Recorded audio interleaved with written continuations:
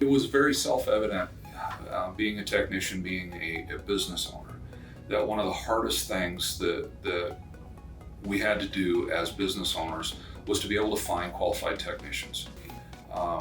Most qualified people were working for somebody else already.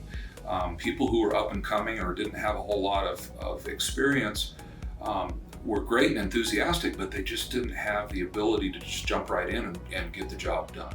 Very few people had the luxury of going through a technical or vocational school. And as time went on, vocational schools started closing up shop and having less and less people interested coming out of high school and others, because you don't make any money when you're going to school. You actually spend a lot of money. And so it was hard for people to take 2 years and go into debt and try to come out with a degree and a career, and then try to fight their way back financially after that. So being back here and being back in the dealership world, it was the same thing.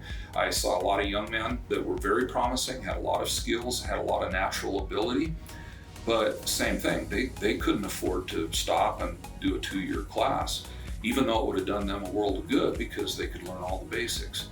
And so having taught classes previously, I thought to myself, why can't we do that here? Our challenge at the dealership was trying to find skilled technicians, and so we figured the best way to do it is to grow our own. The name of the program is the Ressler Technical Academy. We look for employees who show potential for growth and recommend the class heavily to them. It's very important for Ressler to provide opportunity for their employees. We can bring in technicians that are already working for us and just give them the tools so that they can advance quicker. The motto of the dealership is community-born, community-driven. We try to afford them the opportunity so they can get an education to become a skilled technician one day.